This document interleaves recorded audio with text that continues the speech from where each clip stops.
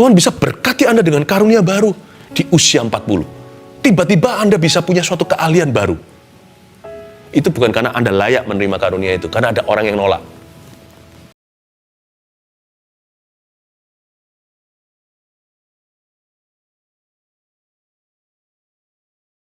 Tuhan Yesus bersabda, berfirmanlah, beri kami pengajaran yang hidup, yang bergerak di dalam hati kami, dan akan menggerakkan sesuatu dari sorga dalam kehidupan setiap yang percaya. Sembunyikan hamba-Mu di balik salib, Yesus. Dalam nama Yesus. Amin. Puji Tuhan, ambil Alkitab, kita masuk ke bagian renungan. Nah, Anda yang belum subscribe juga, saya welcome Anda subscribe YouTube kami, supaya Anda diberkati dengan banyak pengajaran-pengajaran yang selalu akan update dalam kehidupan Anda ya. Belum lagi ada banyak mutiara lama, emas tua itu mahal harganya. Rema-rema pewahyuan yang zaman dulu, saya ulangi lagi nggak bisa. Kalau ulangi lagi pun, kalau harus pasti nggak sama. Jadi jangan sampai sirna, punah apa yang Tuhan pernah katakan dalam kehidupan umatnya, karena firman-Nya selalu baru.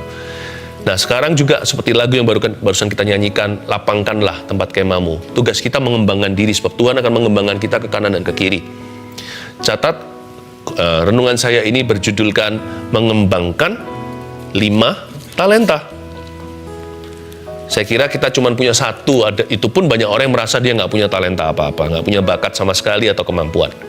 Hari ini, kita akan diajari sama Tuhan cara berpikir demikian. Orang yang berpikiran demikian itu salah pikirannya. Tuhan memberi kita talenta, kepada setiap masing-masing kita ada sesuatu yang ditanam oleh Bapa Sorgawi. Perumpamaan tentang 5 talenta ini kita temukan di Matius pasal 25 ayat yang ke-14 sampai 30. Perumpamaan tentang talenta, Matius 25 ayat 14 saya baca, nanti saya berhenti mendadak di mana, lanjut dari situ.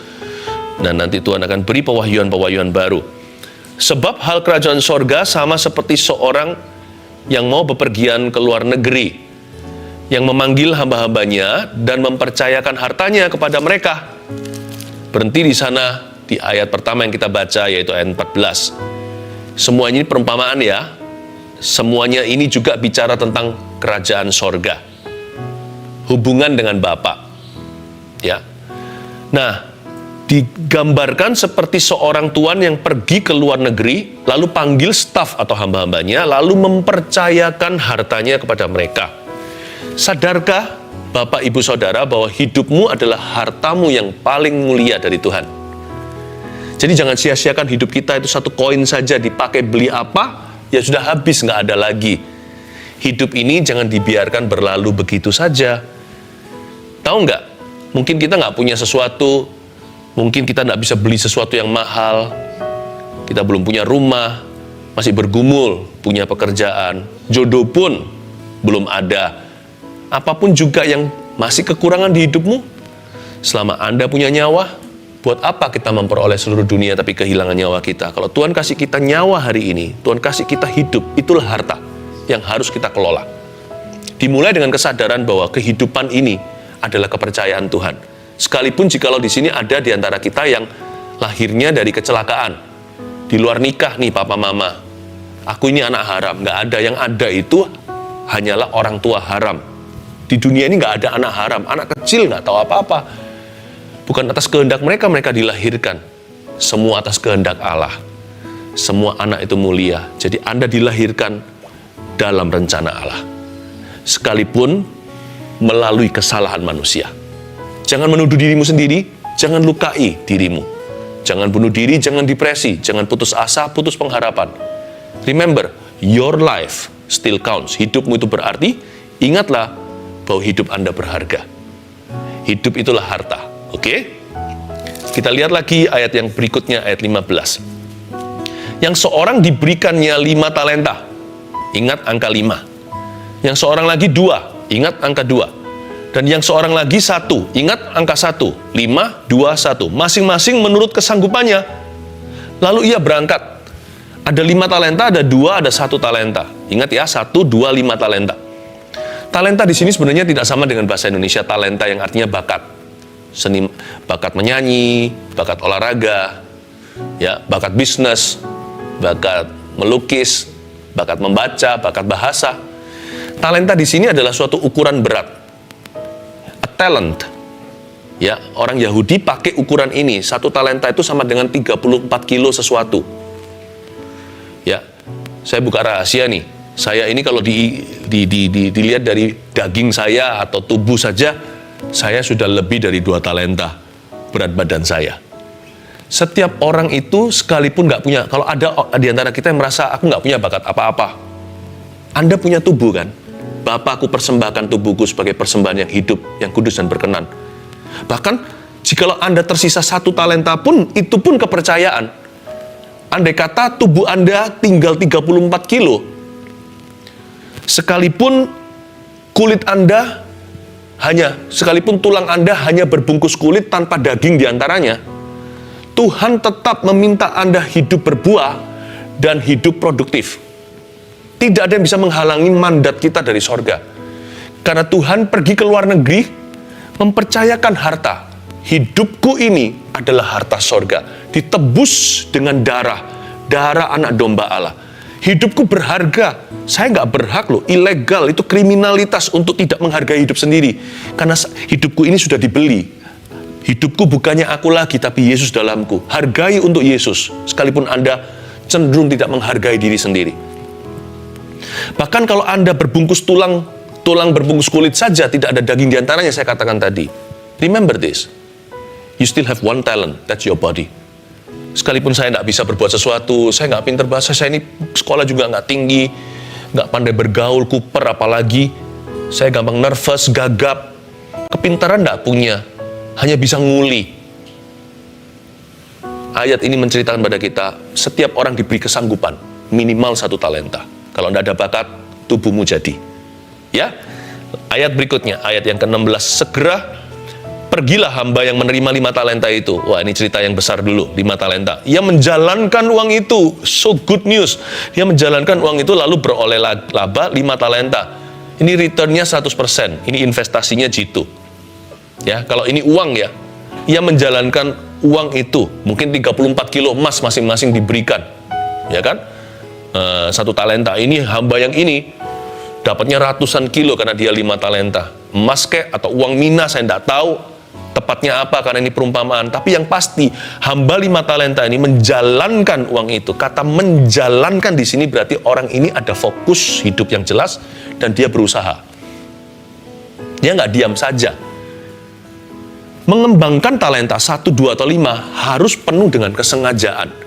You need determination and courage. You need confidence. Dibutuhkan rasa percaya diri, dibutuhkan keberanian, ya, keberanian yang diusahakan kalau perlu, jikalau memang kita ini lahirnya penakut dan pemalu. Dan dibutuhkan determination atau dibutuhkan ketekunan, kebulatan hati. Bukankah itu yang Tuhan katakan pada Yosua sebelum masuk ke tanah perjanjian? Be determined and courageous. Jadilah berani, fokus, dear Yosua. Tekun, lihat goal di depanmu, kejar ke sana. Kata menjalankan itu bukan pasif, iman tanpa perbuatan yang adalah mati. Saya merasa seperti harus menambahkan fighting spirit dalam diri orang-orang yang saat teduh saat ini. Harus ada fighting spirit. I believe in miracles. Saya percaya mujizat Tuhan. Tapi saya juga percaya pada Tuhan yang mengajak manusia kerjasama. Tuhan yang mengaktifkan iman kita. Tuhan yang mengimpartasikan kerajinan. Saya kok merasa ini di penghujung, ini live-nya ya, di penghujung bulan Juli, mau habis-habisan masuk ke Agustus.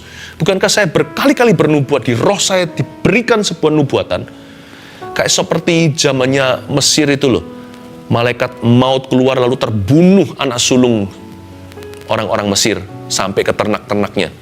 Kayaknya di bulan Agustus ini ada malaikat indah yang Tuhan akan buat keliling kemana-mana untuk membagi-bagikan kado dan mengambil tawanan dan membagi-bagikan pemberian. Kok rasanya akan terjadi suatu bukan hanya kebangunan rohani, saya bernubuat, tapi juga akan terjadi banyak pertolongan Tuhan dalam bisnis Anda, dalam kesehatan, dalam rumah tangga, dalam karir seseorang. Saya rasakan ada sesuatu, tapi jangan sampai kita ditemukan sebagai hamba yang malas. Tugas kita adalah mengembang ke kanan dan ke kiri secara sengaja. Tugas kita adalah mengelola talenta. Apapun yang Tuhan percayakan, sedikit atau banyak, kalau Tuhan percayakan, itu 100%, menuntut 100% komitmen kita untuk sungguh-sungguh. Kalau saya dikasih 1 talenta, saya akan kasih 100%. Kalau saya dikasih 5 talenta, saya akan kasih 100%. Dengan prinsip itu saya berkhotbah kok. Saya berkhotbah di hadapan 10.000 orang, atau saya berkhotbah di hadapan 1.000 orang, atau saya konselingi 1 orang, atau persekutuan 10 orang. I will always give my best. Mengelola itu artinya memberikan 100%, nothing less. 100% tidak kurang dari itu, jangan di-courting. Tugas itu adalah kedaulatan Tuhan. Tuhan mau kasih kita 1, 2, atau 5. Mari saya ajak kita semuanya punya fighting spirit. Pekerjaan Anda terpuruk sekarang, no problem. Apapun yang ke bawah, masih bisa dilempar ke atas. Yang di atas jangan sombong. Kita butuh Tuhan. Semua yang naik ke atas, bisa jatuh ke bawah loh. Ya, talenta ajari kita untuk terus mengelola. Kita lihat lagi, lanjutkan di ayat yang ke-17. Hamba yang menerima 2 talenta itu pun berbuat demikian juga dan berlaba 2 talenta. Sama, 2 talenta ya. Tapi hamba yang menerima 1 talenta, itu pergi dan menggali lubang di dalam tanah, lalu menyembunyikan uang tuannya. Lama sesudah itu pulanglah tuan hamba-hamba itu, lalu mengadakan hitung-hitungan dengan mereka. Hamba yang menerima 5 talenta itu datang dan ia membawa laba 5 talenta. Katanya, Tuan, 5 talenta Tuhan percayakan kepadaku, lihat, aku telah beroleh laba 5 talenta. Itu dia, tentang hidup ini dan kasih karunia. Semakin kita kerjakan sebuah talenta dalam kehidupan kita, semakin bermunculan talenta baru. Aneh ya, hidup itu ya. Hidup itu juga seperti badan. Badan kita ini seperti manifestasi. Badan kita ini kalau semakin beralasan, lama-lama jadi semakin malas. Ya kan? Jadi semakin gembur. Tidak berkekuatan. Aneh. Badan kita semakin kita siksa dengan yang namanya olahraga, semakin bugar, semakin sehat. Semakin kuat, tidur pun gak terlalu lama, bisa nyenyak, bisa berpikir, bisa fokus. Terlebih lagi kasih karunia. Semakin kita kerjakan keselamatan kita, iman, pengharapan, dan kasih, mengasihi orang secara sengaja, mengasihi Tuhan lebih sengaja lagi. Maju, milih doa atau gak doa, milih doa. Milih kerja atau bolos, milih kerja. Semakin kita begitu, semakin happy. Aneh ya, hidup kita semakin fulfilled, semakin puas batin, dan hidup kita semakin kuat, hendak berjalan makin lama makin kuat menghadap Allah di Sion. Kita lihat hukum rohani ini beda. 5 talenta itu datang dan berkata, aku bawa 5 talenta. Malah Tuhan percayakan lebih lagi. Yang 2 juga sama, tapi yang 1 ini sembunyi. Maka kita sampai ayat berapa tadi saya lupa. Lama sudah pulanglah Tuhan. Ayat 21 ya. Maka kata tuannya itu kepadanya, sekali lagi perbuatanmu itu, hai hambaku yang baik dan setia, engkau telah setia dalam perkara kecil. Aku akan memberikan kepadamu tanggung jawab dalam perkara yang besar. Itu dia. Dikelola malah semakin menjadi-jadi. Masuklah dan turutlah dalam kebahagiaan tuanmu. Lalu datanglah hamba yang menerima 2 talenta itu, ayat 22. Katanya, Tuan, 2 talenta Tuhan percayakan kepadaku. Lihat, aku telah beroleh laba 2 talenta. Sama ini. Yang 2 talenta, yang 5 talenta nggak bisa menyombongkan diri di atas 2 talenta. Karena mereka punya rapor sama. Karena kesanggupan, kemampuan mereka pun beda levelnya. Tuhan tidak akan menuntut Anda melakukan sesuatu yang Anda tidak bisa. Tuhan selalu mengajak kita, mendorong kita untuk melakukan sesuatu yang kita bisa, memberikan sesuatu kepada kerajaannya, apa yang kita sanggup dan apa yang kita punya. Tuhan itu adil. Jadi yang 5 talenta nggak bisa sombong. Lihat nih, aku lebih kaya dari kamu, aku lebih hebat. Nggak bisa. Di mata Tuhan sama-sama tanggung jawabnya. Yang 5 talenta kerjakan 5, Tuhan kasih sesuai kemampuannya, ditambah 5 lagi. Yang 2, demikian juga. Di mata Tuhan, 2-2 sudah memberikan 100%. Yang memberikan 0% itu yang si 1 talenta ini. Karena beralasan sih, kita lihat mengapa orang ini beralasan. Sebenarnya dia beralasan. Hamba 1 talenta ini nggak jahat. Dia cuma takut. Dia ini takut gagal, negative thinking, pesimis. Sebenarnya orang ini nggak jahat, tapi dia salah arah, gagal fokus dalam hidupnya. Ayat 23, maka kata tuannya itu kepadanya, baik sekali perbuatanmu itu, hai hambaku yang baik dan setia. Engkau telah setia memikul tanggung jawab dalam perkara yang kecil, aku akan memberikan kepadamu tanggung jawab dalam perkara yang besar. Masuklah dan turutlah dalam kebahagiaan tuanmu. Kini datang jugalah hamba yang menerima 1 talenta itu dan berkata, kita lihat ya, lakon satu ini, lakon buruk sebenarnya. Tuan, aku tahu bahwa Tuan adalah manusia yang kejam, yang menuai di tempat di mana Tuan tidak menabur, dan yang memungut dari tempat di mana Tuan tidak menanam. Nggak enak nih. Aku tahu Tuan itu selalu menuntut buah. Tuhan mau hidupku produktif, ya kan? Dan Tuhan percaya pada tambah-tambahan, bukan kurang-kurangan, kecuali dosa dan sifat buruk kita. Segala sesuatu yang lain yang baik dari Bapa selalu ditambahkan. Tuhan mau aku bertumbuh, Tuhan bahkan mau aku bertambah. Kira-kira gitulah bahasa si hamba 1 talenta. Tapi bahasanya dia, dari situ kita tahu orang ini negatif. Tuhan adalah manusia yang kejam. Kok nggak bisa dia lihat semuanya ini untuk kebaikan dirinya? Ayat 25, tapi Tuhan nggak tersinggung karena itu loh ya. Tuhan objektif kalau menghakimi. Tuhan nggak marah karena dipanggil sebagai manusia yang kejam. Tuhan tanya faktanya, di mana buah Anda? Ayat 25, karena itu aku takut, ini loh alasannya, dan pergi menyembunyikan talenta Tuanku itu di dalam tanah ini. Terimalah kepunyaan Tuhan. Ayat 25 berhenti di sana, saya jelaskan. Jadi akar permasalahan hamba 1 talenta, kenapa tidak mengelola dan mengembangkan talentanya atau talenta satu-satunya? Mau tahu apa? Rasa takut. Wow, very common, sangat umum kan? Anda dan saya perlu pelajari, rasa takut itu bermula pada condemnation atau pada dakwaan di dalam hati seseorang. Karena dia didakwa, ada pekerjaan setan di dalam roh takut. Loh, kalau takut-takut yang normal nggak apa-apa, tapi kalau itu kan biasa, namanya manusia juga punya perasaan, ya kan? Anak kita jalan sendiri kalau masih batita, baru belajar jalan, kita takut nanti dia terbentur sesuatu, makanya kita lindungi. Yang takut begitu sih manusiawi. Tapi ada takut-takut yang membuat kita gagal fokus dalam hidup, itu ya nggak boleh.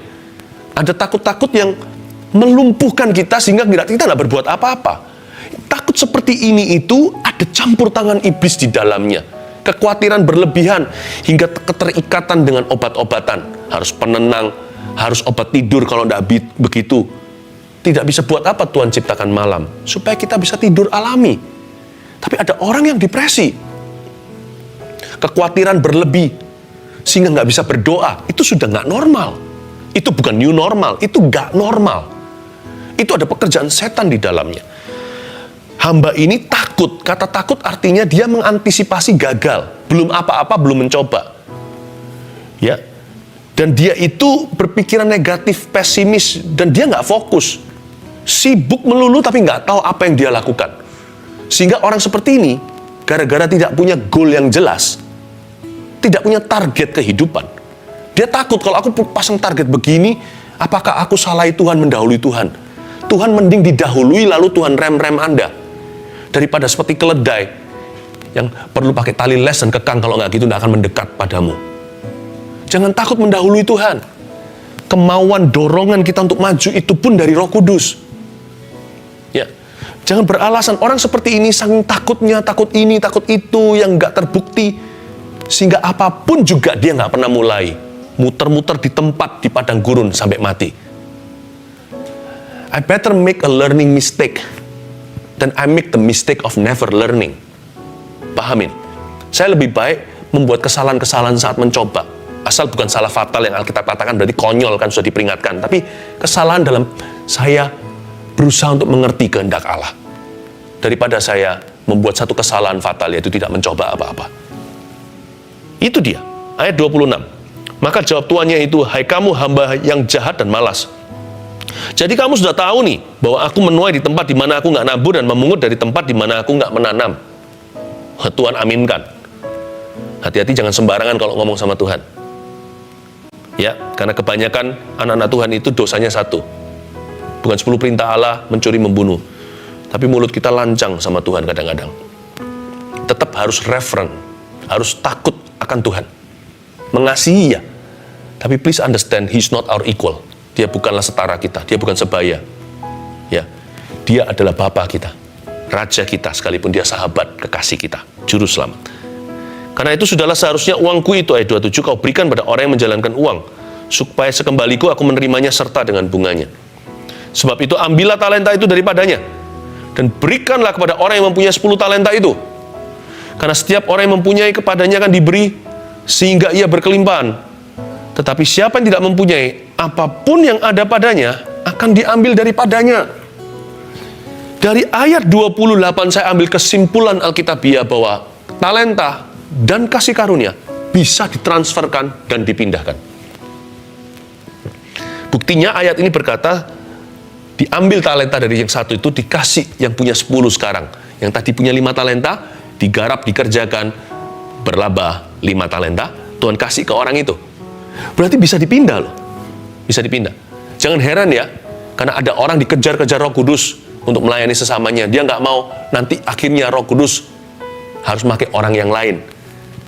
Jangan heran jika tiba-tiba ada orang di sini bangun tidur, bukan terus mandi, tidak lupa menggosok gigi, bangun tidur langsung nyanyi, suaranya merdu. Pada dari dulu suaranya tidak bisa, pas alias fales melulu. Tuhan bisa berkati Anda dengan karunia baru di usia 40. Tiba-tiba Anda bisa punya suatu keahlian baru. Itu bukan karena Anda layak menerima karunia itu, karena ada orang yang nolak. Berarti ingat, karunia ada padamu. Kalau Anda tolak terus melulu, Tuhan suruh terus doakan ini, nanti Tuhan pakai orang lain. Ya, karena kerajaan Allah tidak bergantung padamu. Kita yang bergantung kerajaan Tuhan. Ayat terakhir, ayat 30, dan campakkanlah hamba yang tidak berguna itu dalam kegelapan yang paling gelap. Di sanalah akan terdapat ratap dan kertak gigi. Ini apakah nggak berlebihan ya? Kalau kita baca ayat 30, masa hamba itu nggak jalankan 1 talenta lalu masuk neraka? Karena ayat 30 kan bicara tentang hukuman kekal. Dilemparkan ke dalam kegelapan yang paling gelap, itu kan neraka. Apakah nggak berlebihan ya? Orang dihukum karena dia tidak punya talenta atau dia tidak kelola talentanya. Bayangin kalau saya bisa nyanyi, lalu saya tidak les nyanyi, saya masuk neraka. Apakah itu maksudnya? Bukan. Dari sini saya kasih penjelasan secara profetik dan kreatif. Tidak mengubah makna perumpamaan ini, tapi bisa membuat kita menemukan aplikasi dalam kehidupan kita. Catat, 5 talenta. Jangan hanya 1. Saya tunjukkan 1, 2, 3, 4, 5 itu signifikannya apa. Dimulai dengan ayat 30 dulu. Talenta pertama itu ternyata bukan bakat melukis, talenta bernyanyi, atau tarik suara. Bukan juga kemampuan untuk berbahasa, atau seni menari. Kenapa hukumannya berat? Karena talenta nomor 1 bukan bicara tentang talenta, seperti yang kita pahami. Talenta nomor 1 adalah hubungan dengan Allah. Catatlah itu. Karena orang ini tidak mengerjakan imannya. Iman itu bukan pekerjaan, saya mengerti. Tapi karena orang ini tidak pernah beriman secara sungguh-sungguh kepada Tuhan. Orang ini tidak pernah membangun hubungannya dengan Allah. Yang dia sembunyikan itu adalah kehidupannya dari Tuhan, seperti Adam dan Hawa ketika jatuh dalam dosa. Mereka berlari dari hadiratnya. Kemanakah aku dapat pergi menjauhi rohmu Tuhan? Orang ini melarikan diri, berakhir binasa. Ayat 30 bukan bicara tentang bakat menyanyi. Ya, bukan. Jangan pernah pakai ancaman. Kamu tidak melayani, masuk neraka. Masuk neraka bukan karena kita nggak pelayanan, tapi karena kita munafik, bahkan dalam pelayanan.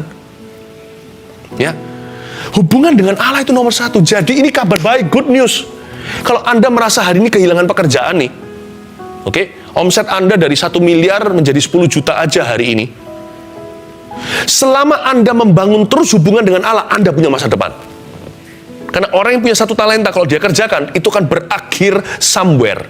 Somewhere over the rainbow, akan berakhir somewhere di balik pelangi itu. Anda akan berakhir tidak tersesat, sekalipun Anda seolah-olah kesasar, nggak tahu mau kemana nih hidup pimpin saya. Anda pasti akan terdampar pada rencananya. Saya jamin itu bukan saya. Alkitab firman Tuhan mengatakan. So, orang yang terus membangun hubungannya dengan Allah, sekalipun lenyap daging dan batinnya. Mungkin dia sekarang jobless, Mungkin dia ngalami sesuatu. Mungkin sekarang dia merasa dia ini gagal, semua dia lakukan gagal. Coba terus, jangan takut, asal halal, kerjakan apa yang baik, apa yang terang. Selama Anda membangun terus hubungan dengan Allah, aman. Anda tidak usah punya 5 talenta, 1 aja akan membawamu jauh. Dari sejak saya mengenal Tuhan umur 18 tahun hingga hari ini, saya fokusnya cuma 1. Berkhotbah itu nomor berikutnya. Pelayanan, kerjaan, apapun, whatever, media, sosial media, itu tambahan. Fokus saya hanya 1 yang membuat terus bersinar terang. Itu sumbernya sih, hubungan saya dengan Tuhan. Dari sejak saya kenal Yesus, waktu saya barusan beranjak menjadi young man, orang dewasa, manusia dewasa, umur 18 tahun saya dibaptis. Saya fokus hanya Yesus. Apapun yang saya lakukan, saya mikir, Yesus mikir apa ya? Kalau Yesus akan berbuat apa? Apapun yang saya lakukan, saya hanya mencari apa yang jadi kehendak Tuhan. Kadang-kadang saya gagal. Sering saya belajar dari kesalahan saya sendiri. Tapi saya tidak mau menyerah. Ada satu hal yang harus saya tekuni sampai saya mati. Kalau semua talenta diambil, yang 1 ini tidak boleh. Tidak boleh saya sembunyikan di bawah tanah. Sampai akhir hayatku, aku akan membangun hubunganku dengan Allah. Karena itulah yang menjamin kehidupanku di bumi. Bahwa saya berjalan dalam rencananya. Talenta kedua, tulis. Sama dengan perintah Allah kedua kan? Perintah pertama, kasihlah Allahmu segenap hatimu kan? Perintah kedua adalah, kasihlah sesama manusia. Karena itu, talenta kedua saya sebut secara kreatif adalah hubungan dengan manusia. Seperti yang saya katakan di saat teduh yang lalu, bahwa harta terbesar atau kepercayaan Allah yang tertinggi dalam kehidupan manusia adalah sesamanya.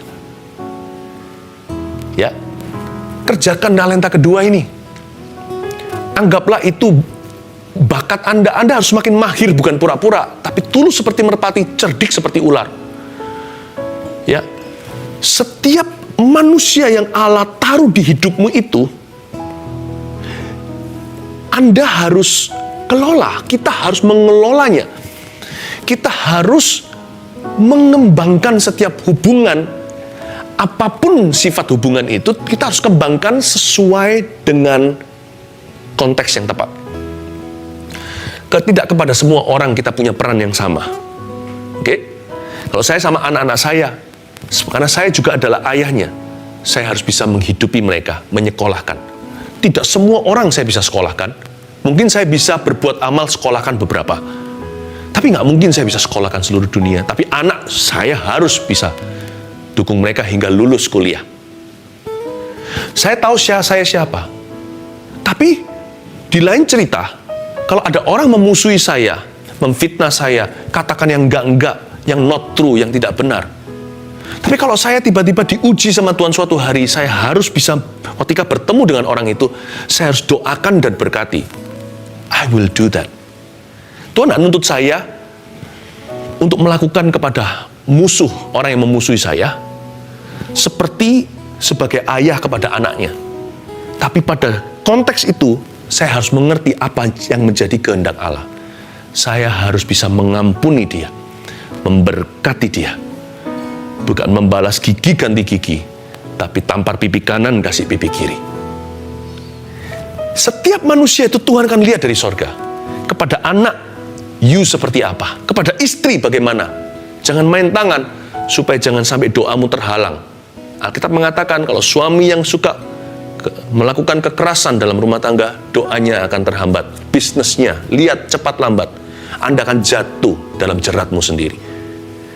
Tuhan mau kita, Tuhan menguji kita, gimana kita dengan pasangan kita, gimana kita dengan rekan bisnis kita. Setiap hubungan itu ada yang dalam, ada yang dangkal, tapi masing-masing adalah ujian dari sorga. Itu adalah talenta yang harus kita kelola. Kita harus bertanggungjawabkan di hadapan Tuhan, termasuk terhadap musuh-musuh kita. Tuhan melihat dengan matanya. Kita akan berbuat apa? Please, kita bisa gagal melukis, menyanyi, kita bahkan bisa gagal sementara untuk berbisnis. Jangan gagal dalam hubungan. Karena Tuhan menganggap ini talenta berikutnya yang terutama. Talenta ketiga adalah pekerjaan utama. Apapun pekerjaan Anda, kalau itu halal dan benar, anggaplah itu talenta yang harus Anda kembangkan. Ya. Jangan menyerah. Kalau Anda tidak melakukan pekerjaan yang Anda sukai dulu pekerjaan apapun yang Anda lakukan hari ini. Kelolalah seolah-olah itu talenta dari Tuhan. Sekalipun Anda merasa kurang pintar di bidang ini, tapi kalau Anda di-hire di sana, usahakan maksimal. Kalau orang lain 80% sudah lihai, Anda mungkin perlu 800% untuk bisa baik, untuk bisa masuk standar, Anda bayar harganya. Pekerjaan utamamu itu talenta. Ya, saya menganggap pekerjaan utama saya atau panggilan utamaku itu adalah berkhotbah, memberitakan Injil dan mengajarkan firman Allah. Sejak saya belasan tahun hingga hari ini, saya nggak tahu sudah beribu-ribu kali saya mengkhotbahkan ini. Pepatah Bruce Lee berkata seperti ini, ya, seorang ahli bela diri yang menjadi legendaris. Dia berkata, jangan takut dengan orang yang bisa 1000 jurus, tapi takutlah dengan orang yang hanya bisa 1 jurus, tapi melatihnya 1000 kali. Latihlah terus hingga kau mahir dalam bidangmu. Be the master of your own craft. Jadilah tuan atas prakaryamu sendiri. Kalau saya berkhotbah, saya latihan 10.000 kali khotbah. Saya masih ingat, bukan berarti khotbah saya sekarang bagus gimana, ya enggak. Ya, tapi kalau dibanding dengan dulu, hari ini lebih banyak wahyu. Itu semua karena tekun terus beribu-ribu. Anda ketemu dengan saya juga sudah di kilometer ke 1000 sekian. Bukan sejak awal kita belum mengenal satu dengan yang lainnya. Jangan cepat-cepat ingin diakui oleh dunia. Tekuni dulu pekerjaan utama. Apa yang menjadi panggilan utamamu? Jangan pelin-pelan, jangan cabut, tanam, cabut, datang, pergi, keluar, masuk. No, tekuni hingga Anda menjadi hebat di sana. Yang keempat, talenta keempat, kemampuan baru. Kemampuan baru. Maksudnya kemampuan baru, setelah Anda tekun di satu bidang, nggak nyangka, saya kira dari kecil saya nggak pernah bisa lakukan itu. Tiba-tiba waktu saya berumur 30, 40, bahkan 50, kok muncul kemampuan baru. Dari mana itu? Dulu nggak ngerti tentang dekor, padahal nggak sekolah interior, ya kan? Dulu mungkin masih sama teman-teman SMA, kuliah, nggak mikir begitu, tapi sekarang berkeluarga, tiba-tiba tesnya bagus sekali. Lalu Tuhan kasih nanti bisnis furnitur atau apa, nggak ngerti, atau paling tidak bisa dekorin, ya kan? Awal mula amatur, lama-lama profesional dan dibayar. Anda nggak pernah bayangkan Anda bisa lakukan itu. Saya sih ada banyak kemampuan baru yang Tuhan berikan, bukan dari saya lahir baru. Hingga waktu saya umur 40, salah satunya Tuhan berikan kepada saya kemampuan untuk bisa melukis dalam dunia seni. Saya bisa ekspresikan, bukan hanya melukis tapi juga menulis buku. Tuhan kasih saya banyak ide-ide, bisa menyusun kata-kata bukan saja secara orasi, tapi secara literatur pula. Itu semua muncul bukan ketika saya umur 20, bahkan bukan ketika saya umur 30. Sudah setengah saya jalani, lebih setengah dari usia saya seharusnya. Dan kita tidak hidup ratusan tahun, bukan? Oh, Tuhan bisa kasih kemampuan baru. Let God surprise you. Hari-hari ini waktu pandemi gini, banyak orang pintar masak katanya ya. Kok enak masakannya? Ada yang tiba-tiba pintar ini, pintar itu. Ada yang mengerti tentang media dan sebagainya. Ya, yang terakhir, dengan ini saya selesai. Talenta kelima. Ini yang saya sebut, hanya Tuhan yang tahu. Dunia berkata life begins at 40. Hidup mulai dari umur 40. Saya bilang, hidup itu mulai setiap hari dengan Tuhan Yesus. Dimana ketika Anda merasa Anda sudah mencapai sesuatu, Anda sudah sampai di situ, Tuhan akan membuat Anda terkejut. Pagi hari Anda bangun, tiba-tiba hanya Tuhan yang tahu. Saya sungguh-sungguh bergairah, semakin jalan sama Tuhan itu, semakin tak terduga. Kalau Tuhan izinkan saya hidup sampai umur katakan 70. I'm just wondering, saya hanya imajinasi. Kira-kira nanti apa ya yang hanya Tuhan yang tahu hari ini, yang Tuhan akan nyatakan dalam hidup saya saat itu. Mungkinkah tiba-tiba saya bisa melakukan sesuatu yang sekarang bahkan I don't even dare dream of those things. Hal-hal yang saya tidak berani bayangkan, bahkan saya nggak berani mimpikan, itu Tuhan sediakan. Makanya itu talenta kelima saya buat giro terbuka, cek kosong, tulisannya only God knows. Hanya Tuhan yang tahu. Be surprised. Hidup sama Tuhan itu exciting, wonderful, luar biasa, sampai hari terakhir kita meninggal dunia atau Tuhan datang kembali.